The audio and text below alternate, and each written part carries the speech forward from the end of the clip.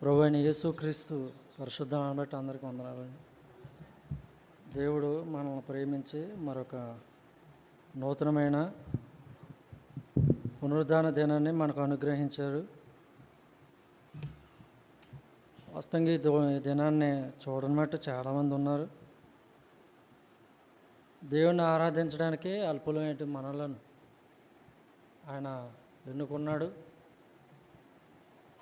తండ్రి దేవుని ఆరాధించడానికి ప్రభువైన యేసుక్రీస్తు ద్వారా ఇచ్చిన కృపను బట్టి ఎంతో స్తుతిస్తూ ఉన్నాం. కీర్తనకారుడు ఒక మాట అంటాడు, ఏమంటాడంటే, ఈ లోకంలో ఏది మంచిది ఉన్నదంటే నిన్ను స్తుతించడమే మంచిదని అంటాడు కీర్తనకారుడు.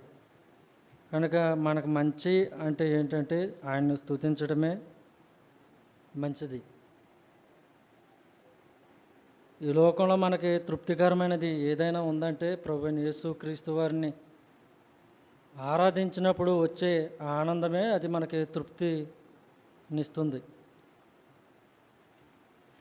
ఆరాధన తలంపు కొరకు సమూయేలు రాసినటువంటి మొదటి గ్రంథం 7వ అధ్యాయం 9వ వచనం. సమూయేలు పాలు విడువని ఒక గొర్రె పిల్లను తెచ్చి యెహోవాకు సర్వాంగ బలిగా అర్పించి ఇశ్రాయేలీయుల పక్షమున యెహోవాను ప్రార్థన చేయగా యెహోవా అతని ప్రార్థన అంగీకరించాను. దేవునికి స్తుతులు చెల్లించి మరలా వాక్యాన్ని ధ్యానం చేద్దాం.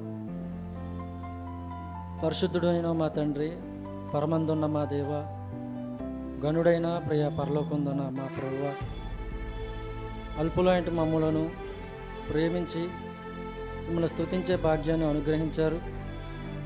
ఈ దినము మీదే మిమ్మల్ని ప్రభావ మేము జ్ఞాపకం చేసుకోవడమే మా పని.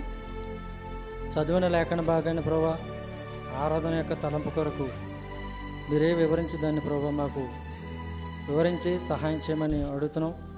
మహిమ ఘనత ప్రభావాలు మీరే పొందుకోమని మా ప్రభువైన యేసుక్రీస్తు వారి పరిశుద్ధ నామమును బట్టి అడిగి వేడుకుని ప్రార్థిస్తున్నాం మా తండ్రి, ఆమేన్. ప్రభునందు ప్రియ సహోదరులారా, మనం చదువుకున్న లేఖన భాగం సమూయేలు మొదటి గ్రంథం 7వ అధ్యాయం 9వ వచనాన్ని మనం చదువుకున్నాం.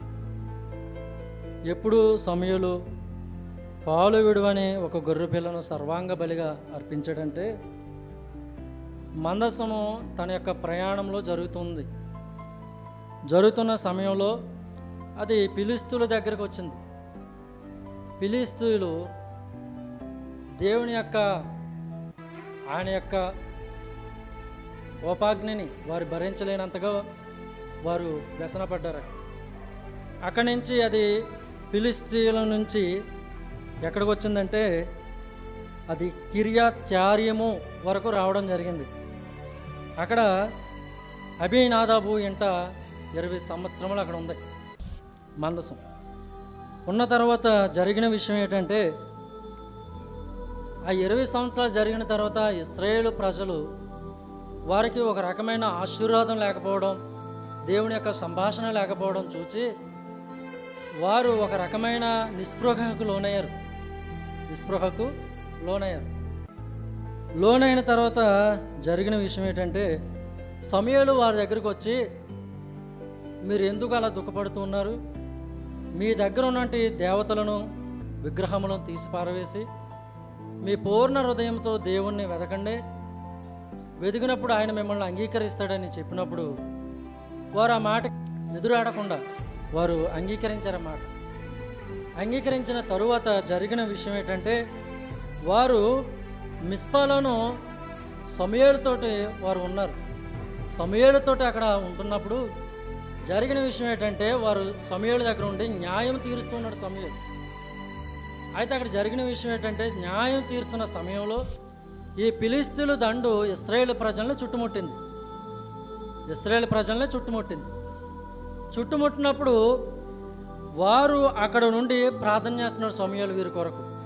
ప్రార్థన చేస్తూ అప్పుడు వాళ్ళన్న మాట అంటే, బాబు సమూయేలు గారు, మీరు మా కొరకు ప్రార్థన చేయటం ఆపవద్దు, ప్రార్థన చేయండి అని అన్నప్పుడు ప్రార్థన చేసిన తరువాత అప్పుడు సమూయేలు గారు ఏం చేశారంటే పాలు విడువని ఒక గొర్రె పిల్లను తెచ్చి సర్వాంగ బలిగా అర్పించాడు.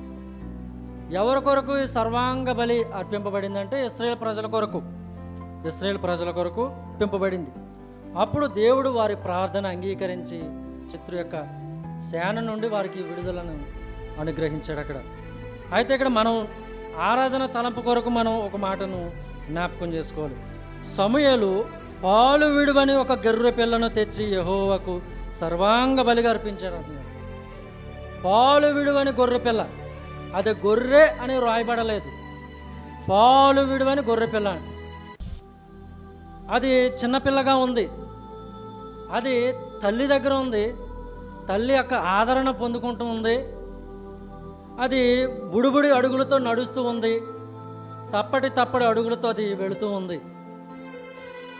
అలాంటి గొర్రె పిల్లను ఎక్కడి నుంచి తీసుకుని వచ్చాడంటే తల్లి దగ్గర నుంచి, తల్లి యొక్క ఆదరణలోంచి అక్కడి నుంచి దాన్ని తీసుకుని వచ్చి బలి అర్పించినట్టు మనం గమనించవచ్చు.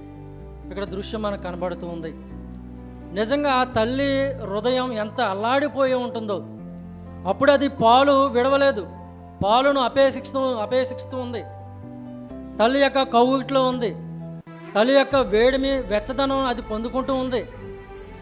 ఇలాంటి సమయంలో ఏం జరుగుతుందో తెలియని పరిస్థితి ఆ యొక్క గొర్రెకి. అలాంటప్పుడు ఆ గొర్రెని అలా తీసుకుని వచ్చి సమూయేలు గారు బలి అర్పించినప్పుడు నిజంగా ఆ తల్లి మనసు ఎంత వేదన పడి ఉంటుందో, ఎంత కృంగిపోయి ఉంటుందో, ఎంత బాధపడి ఉంటుందో. అది మరి తొలి ఈత అయ్యి ఉండవచ్చు, తన తొలి బిడ్డ అయ్యి ఉండవచ్చు. ఎంతగా వేదన పడి ఉంటుంది, ఎంతగా మదన పడి ఉంటుంది అది. అలాగైతే మన ప్రభువైన యేసు క్రీస్తు వారు, ఆయన దేవుని యొక్క ఏకైక కుమారునిగా ఉంటున్న మన ప్రభువైన యేసు క్రీస్తు వారు, తండ్రి యొక్క ప్రేమను ఆప్యాయతను పొందుకుంటున్న మన ప్రభువైన యేసు క్రీస్తు వారు, ఆయన బలి అవుతున్నప్పుడు తండ్రి అయిన దేవుడు ఎంతగా అల్లాడిపోయి ఉంటాడో మనం గమనింపవచ్చు. మరి యేసు క్రీస్తు వారికి తండ్రికి విడరాని బంధం. ఎలాగైతే పాలు విడువని గొర్రె పిల్లను అక్కడ తెచ్చి అర్పించారో, మన ప్రభువైన యేసు క్రీస్తు వారు కూడా ఆయన పాలు విడవని గొర్రె పిల్లగా కనిపిస్తూ ఉన్నారు. పాలు విడవని అంటే తండ్రి ప్రేమను విడనాడని గొర్రె పిల్లగా మనకు కనిపిస్తూ ఉన్నారు. ఆ గొర్రె పిల్ల ఎలా వచ్చిందంటే యోహాను అంటాడు, ఇదిగో ప్రజలారా గమనించండి, యేసుక్రీస్తు వారు యోర్దాను నదికి నడిచి వస్తున్నప్పుడు యేసుక్రీస్తు వారు వైపు అలా చూపించి, ప్రజలారా గమనించండి, ఇదిగో దేవుని యొక్క గొర్రె పిల్ల, లోక పాపములు మోసుకొని పోవు దేవుని యొక్క గొర్రె పిల్లని అక్కడ వారికి పరిచయం చేస్తాడు. ఆయన యొక్క గొప్పతనాన్ని, ఆయన ఎటువంటి లక్షణం కలిగినటువంటి వాడు, ఎటువంటి దేవత్వం కలిగినటువంటి వాడు అక్కడ ఏం చేస్తాడంటే యోహాను అక్కడ పరిచయం చేస్తాడు. ప్రియ గమనించండి, ఆయన ఎక్కడికి వచ్చాడంటే పాడైపోయిన లోకానికి. హృదయాలు పాడైపోయి ఉన్నాయి, మనుషులు పాడైపోయి ఉన్నారు, లోకము పాడైపోయింది, సమస్త కల్మషంతో నిండుకుంది, సమస్త క్రూరత్వంతో, పాపంతో అది నిండుకున్న లోకములోనికి సాధువైన గొర్రె పిల్లగా, పాలు విడవని గొర్రె పిల్లగా, బలి అర్పించుట కొరకు తండ్రి యొద్ద నుండి తండ్రే ఆయన పంపినట్లుగా మనం గమనింపవచ్చు. వాస్తవానికి ఆయన యొక్క స్థానం ఎక్కడంటే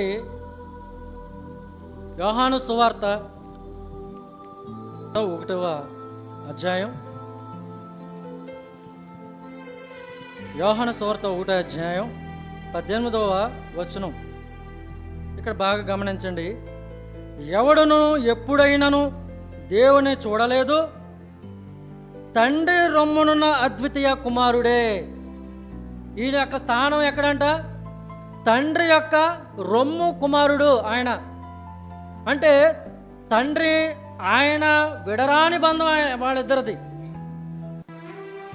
తండ్రి యొద్ద ఎంతో ప్రేమ, ఆప్యాయత, అనురాగము, ఎన్నో అద్భుతమైన విషయం అది మనం గమనించాలి. వారిద్దరిని మనం రెండు విధాలుగా మనం చూడలేం. వారు ఏకముగా ఉన్నవంటి తండ్రి కుమారులు వారిద్దరును. అందుకని అంటున్నాడు, ఆయన తండ్రి రొమ్మునున్న అద్వితీయ కుమారుడే. ఆయన యొక్క స్థానం ఎక్కడంట? తండ్రి వద్ద ఆయన స్థానము, తండ్రి వద్ద ఆయన స్థానము. అంత మాత్రమే కాదు, ఆయన తండ్రి వద్ద ఉన్న కుమారుడు. వారిద్దరి బంధం విడరాని బంధం, ఒకరినొకరు ఎప్పుడు విడిచిపెట్టలేని బంధం వారిద్దరిది. మన కొరకు ఆయన ఈ భూమి మీదకి ఆయన వచ్చినప్పుడు, ఆయన సిలువకు బలి అవ్వబోతున్న సమయంలో తండ్రిని మరి కుమారుడు మరణించే సమయంలో కూడా, నా తండ్రి నేను మరణించినా సరే నా చెయ్యి పట్టుకో అన్నంతగా ప్రేమ ఆయనది, కుమారుడిది. మరి తండ్రి ప్రేమ, కుమారుడు అనుభవిస్తున్న బాధ, శ్రమ ఆయన చూడలేనటువంటి బాధ అయింది, చూడలేకపోయాడు.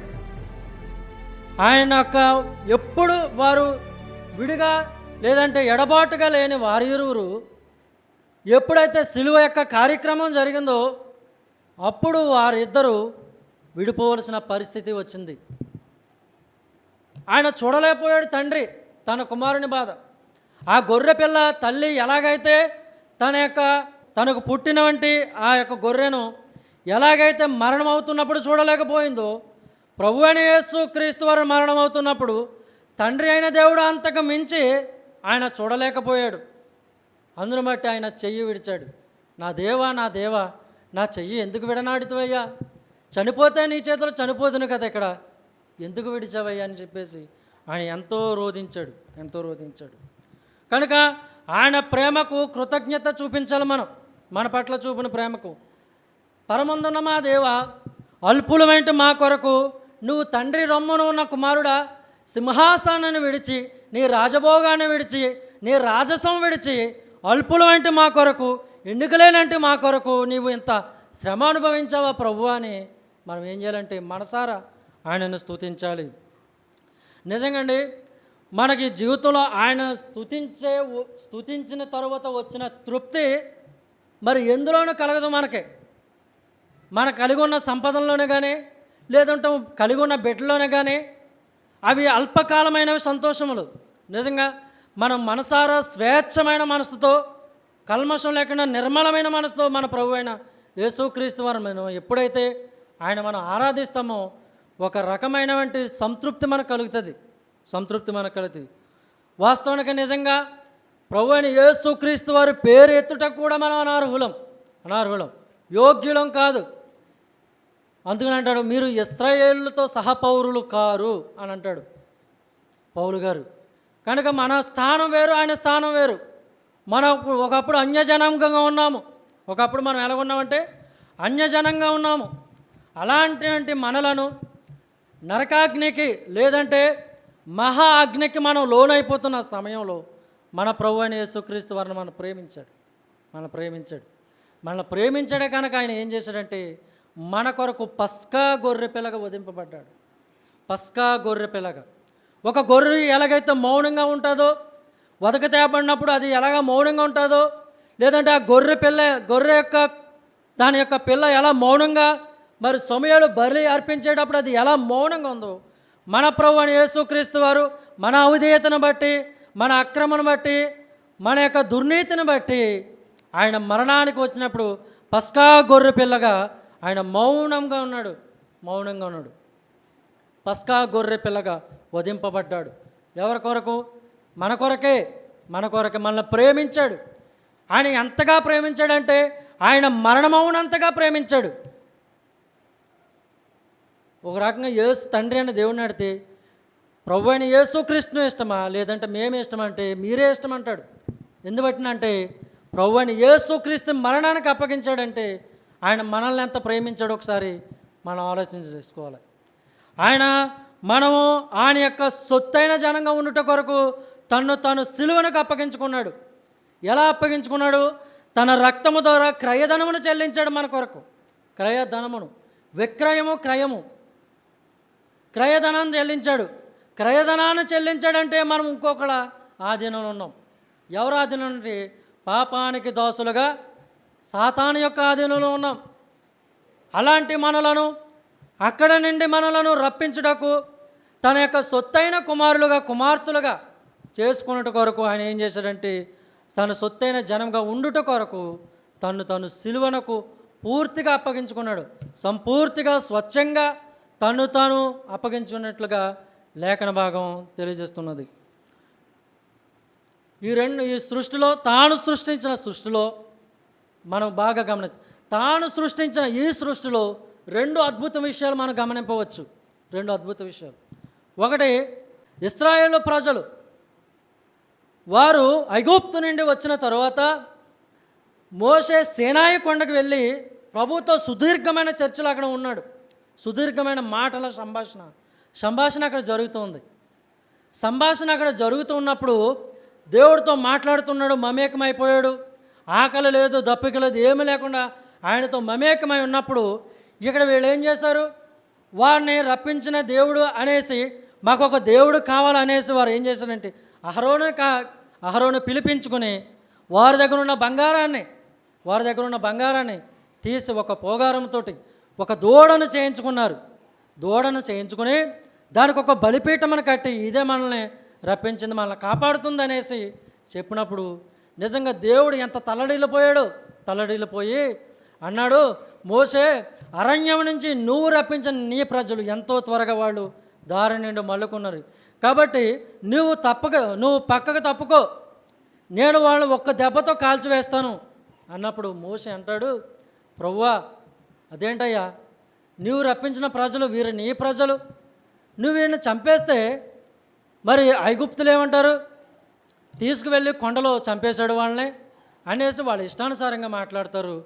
దయతో నీవు సంతాపపడు అన్నప్పుడు ఆయన మోషే ఒక శ్రేష్టమైన మాట అంటాడు. ఏమంటాడంటే, నువ్వు అబ్రహాము ఇస్సాకు ఇచ్చిన మాటను ఒకసారి జ్ఞాపకం చేసుకో ప్రభువా అన్నప్పుడు దాన్ని వెంటనే జ్ఞాపకం చేసుకుంటాడు. దేవుడు మర్చిపోలేదు. వారంతగా మరి కోపం తెప్పించారు. ఒక్క మానవుడు మోషే చెప్పిన మాటకు దేవుడు ఏం చేశాడంటే దానిని అంగీకరించాడు. వెంటనే తన కోపం మళ్ళుకున్నాడు. వాస్తవంగా కోపంలో ఉన్నప్పుడు ఎవరు మన మాట వినరండి. ఎవరని చెప్పి చూడండి, కోపంలో ఉన్నప్పుడు మన మాట వింటారు, ఎవరు వినరు. అందులో సర్వాంతరమైన దేవుడు, సర్వశక్తి కలిగిన దేవుడు ఒక మానవుడు మోషే చెప్పిన మాటకి ఆయన ఏం చేశాడంటే ఏకీభవించి ఆయన సంతాపపడింది ఒక గొప్ప అద్భుతమైన విషయం. అలాగైతే ఆ యొక్క గొప్ప అద్భుతమైన విషయాలు మనం ఒకసారి ఆలోచన చేస్తే, రెండవదిగా ఆయన దేవాది దేవుడుగా ఉన్న ఆ ప్రభు అని యేసుక్రీస్తు వారు, సర్వాంతర్యముగా ఉన్నటువంటి వాడు, శక్తి కలగా ప్రభువుగా ఉన్నటువంటి ఆ ప్రభు మహామహుల సింహాసనం అందు మధ్య పరిశుద్ధుడిగా కొనియాడబడుతున్న ఆ ప్రభు మానవునిగా దిగి రావటం ఒక గొప్ప అద్భుతమైన విషయం. మానవునిగా రావటం అనేది చాలా అది సామాన్య విషయం ఏం కాదండి. దేవుడు మానవునిగా రావటం ఏంటి? అక్కడ ఉండి ఆయన పరిపాలన చేయొచ్చు కదా, అది సంపూర్ణమైన విమోచన ఇవ్వదని ఆయనే ఈ భూమి మీదకి దిగి రావాల్సిన పరిస్థితి వచ్చింది. ఆ గొర్రె పిల్ల ఎలాగైతే సమూయేలుగా చేతిలో అది మరి వధింపబడిందో, బలిగా ఇశ్రాయేలు కొరకు సర్వాంగ బలిగా అర్పింపబడిందో, అది మన ప్రభువైన యేసుక్రీస్తు వారికి అది సాదృశ్యంగా ఉంది. అలాగైతే ప్రభువైన యేసుక్రీస్తు వారిని తండ్రిని ఇద్దరిని మనం జ్ఞాపకం చేసుకున్నప్పుడు ఈ లోకంలో మరి యొక్క ఇద్దరు తండ్రి కుమారులు ఉన్నారు. ఎవరండి వాళ్ళు? ఇద్దరు తండ్రి కుమారులు ఉంటారు. ఆదికాండం 22వ అధ్యాయం. ఎవరు? అబ్రహాము, ఇస్సాకు ఉంటారు. వారిని జ్ఞాపకం చేసుకున్నప్పుడు వీరిని మనం జ్ఞాపకం చేసుకోలేకుండా ఉండలేం. వారు ఎవరు? అబ్రహాంతో అన్నాడు, అబ్రహమా అన్నప్పుడు చిత్తము ప్రభు అన్నాడు, ఇదిగో నీ కుమారుణ్ణి బలి అర్పించు, నేను నీకు చూపించబోయే అనగా మోరియా పర్వత దేశంలో ఒక పర్వతం యొద్దకు నువ్వు వెళ్ళి నీ కుమారుణ్ణి అర్పించమన్నప్పుడు చిత్తము ప్రభు అని ఆయన మాటను ఆయన స్వీకరించి ఆ మాట పట్టుకుని తడబడుతున్న పాదాలతోటి, రగులుతున్న బాధతోటి, వేదనకరమైన బరువెక్కిన గుండెతోటి ఆయన ఒక్కొక్క అడుగు ఆయన ప్రయాణం చేస్తూ తుదకి ఆయన ఆ మోరియా దేశంలో యొక్క పర్వతం దగ్గరికి వారిని యొక్క పనివారం మీరు ఎక్కడే ఉండండి, ఈ కుమారుడిని నేను బలి అర్పించి వస్తామన్నడికి అక్కడికి వెళ్ళారు. వెళ్ళిన తర్వాత జరిగిన విషయం ఏంటంటే, ఎప్పుడైతే అబ్రహాం తన కుమారుని మీద ఆ కత్తి ఎత్తి పట్టుకున్నాడు వెంటనే దేవుడు జోక్యం చేసుకుని అక్కడ ఆపడం మనం గమనించవచ్చు. దేవుడు జోక్యం చేసుకుని అక్కడ ఆపాడు. నిజంగా బలి అర్పించే ముందర తన కుమారుడు అంటాడు, తండ్రి ఇక్కడ నిప్పులు ఉన్నాయి, ఇక్కడ నిప్పు ఉంది, కాల్చబడిన కట్టెలు ఉన్నాయి, కానీ గొర్రె పిల్ల ఏది తండ్రి అన్నప్పుడు ఆ తండ్రి ఏం మాట్లాడగలడండి? నా కుమారుడా, ఆ గొర్రె పిల్ల నువ్వే, నిన్నే వధించబోతున్నానని ఎలా చెప్పగలడు? నిజంగా మరి అబ్రహాము ఎంత వేదన పడిపోయి ఉంటాడో నిజంగా తన హృదయంలో. దేవుడు మరి అక్కడ జోక్యం చేసుకుని పొదలోను కొమ్ములు తగులుకున్న ఒక పొట్టేలను చూపించాడు. కొమ్ములు తగులుకున్న పొట్టేలను చూపించాడు. అది ఆ కొమ్ములు తగులుకొని ఆ యొక్క పొట్టేలు వేలాడుతూ ఉంది. అలాగైతే మన ప్రభు అయిన యేసుక్రీస్తు వారు ఆయన సిలువలో ఆయన వేలాడినట్లుగా మనం గమనింపవచ్చు. ఎందుకంటే అపరాధము చేతను పాపము చేతను మనం చనిపోయిన వారంగా ఉన్నాం, దేవునికి అనానుకూలంగా ఉన్నాము, దేవునికి ఉగ్రతగా పాత్రగా ఉన్నాం. దేవుడితో సమాధానపరచుటకు సమాధానకర్తగా మన ప్రభు అయిన యేసుక్రీస్తు వారు ఆయన సిలువలో వేలాడుతూ ఉన్నాడు. కొమ్మెలు తగులుకున్న పొట్టేలు ఎలాగా వేలాడుతూ ఉందో మన ప్రభు అయిన యేసుక్రీస్తు వారు ఆయన సిలువలో వేలాడుతూ ఉన్నాడు. ఆయన 2 చేతులు 2 మేకులు తన యొక్క పాదం మీద పాదము పెట్టి ఆయన బలమైన మేకులు ఆ సుత్తుతో మరి కొట్టినప్పుడు ఆయన ఎంతో బాధపడుతాడు. ఆయన యొక్క మరి ప్రక్కట మరి బలమైన బొంటుతో ఆయనను పొడిచినప్పుడు, తన హృదయంలో పొడిచినప్పుడు మరి ఎంత బాధ, ఎంత శ్రమను అనుభవించాడు. ఆయనకు తన కొరడాలు కొడుతూ ఉంటే ఎంత బాధను అనుభవించాడు. తన తలపైన మొదలుకొని అరికాలు వరకు రక్తసిక్తమైపోయాడు.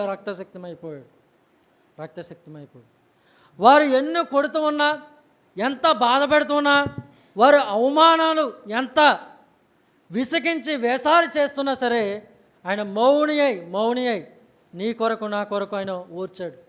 కారణం ఏంటంటే ఆయన యొక్క ఏ స్థానం అయితే ఉన్నాడో అదే స్థానాన్ని మనం పొందుకోవాలని గొప్ప శిలువ మరణాన్ని ఆయన అనుభవించాడని. నిజంగా ఆయన ప్రేమ అన్యులకు అర్థమవుతుందండి, మనకేం అర్థం కాలేదు. అక్కడ ఒక శతాధిపతి ఆయన శిలువ శ్రమను చూసి శతాధిపతి నిజంగా ఆశ్చర్యపోయి ఆయన మహిమపరిచాడు. ఆయన ఎప్పుడైతే ఆ యొక్క మరణం నొందాడో, ఆ మరణం నొందినప్పుడు జరిగిన విషయం ఏంటంటే, నిజంగా సూర్యుడు తన కాంతిని విరజిమ్మలేదు, సూర్యుడు తను మరుగుపరుచుకున్నాడు. కొండలు బ్రద్దలైపోయినాయి, గొప్ప పెను తుఫాను రేగింది. సమాధిలో ఉన్నటువంటి అనేక మంది పరిశుద్ధులు ఏం చేశారంటే వాళ్ళు లేచారు. ఇదంతా చూసినప్పుడు శతాధిపతి తనతో ఉన్నటువంటి కింద వారు కూడా మరి ఏం చేశారంటే దేవుణ్ణి మహిమపరిచారు. నిజంగా నోటితో మహిమపరిచారు, కానీ హృదయమందు విశ్వసించారో లేదో తెలియదు. వారి మహిమపరిచాడు. ఒక అన్యునికి అర్థమవుతుందండి నిజంగా దేవుని గురించి. ఎందుచేతనంటే తన సర్వస్వాన్ని అర్పించాడు మన కొరకు, కనుక ఆయన సర్వస్వాన్ని అర్పించాడు. పిలాతు భార్య సహితం అంటది, ఆయన నీతిమంతుడు, ఆయన జోలికి పోవద్దు నువ్వు. ఆయన ఎవరు అనుకున్నా సుమా, ఆయన నీతిమంతుడు, ఈ పొద్దు ఆయన గురించి నేను కలగన్నాను అన్నాడు.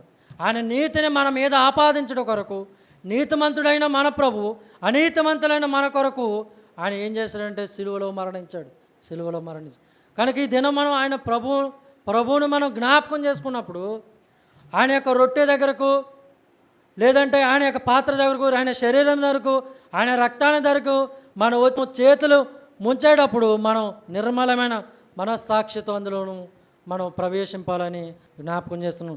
సమూయేలు ఎలాగైతే సర్వాంగ బలిగా ఇశ్రాయేలు కొరకు ఒక గొర్రె పిల్లను అక్కడ అర్పించాడు, అలాగే మన ప్రభువైన యేసుక్రీస్తు వారు కూడా మన కొరకు అర్పింపబడ్డారు. కనుక మనం ఆత్మతో సత్యముతో ఆయన ఆరాధించి భయభక్తులుగా ఆరాధించాలని ప్రభుపేట మీకు జ్ఞాపకం చేస్తున్నాను.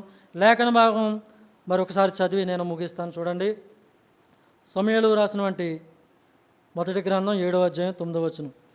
సమూయేలు పాలు విడవనే ఒక గొర్రె పిల్లను తెచ్చి యెహోవాకు సర్వాంగ బలిగా అర్పించి ఇశ్రాయేలు పక్షమున యెహోవాను ప్రార్థన చేయగా యెహోవా అతని ప్రార్థనను అంగీకరించింది. ఎప్పుడైతే సమూయేలు ఆ యొక్క సర్వాంగ బలిగా ఒక గొర్రె పిల్లను అర్పించినప్పుడు ఇశ్రాయేలు ప్రజల్ని ఆయన ఎలాగైతే స్వీకరించి అంగీకరించాడు, మన ప్రభువైన యేసుక్రీస్తు వారిని కూడా మన కొరకు సర్వాంగ బలిగా మన ప్రభువైన యేసుక్రీస్తు వారిని అర్పించినప్పుడు తండ్రి అయిన దేవుడు ఆ అర్పణ బట్టి మనందరినీ అంగీకారానికి ప్రతిగా ఉన్నటువంటి ఆ రొట్టె పాత్ర మనం జాగ్రత్తగా ఆలోచన చేసి తీసుకోవాల్సిందిగా ప్రభుపేట మనం చేసి ఈ మాటలు ముగిస్తున్నాం.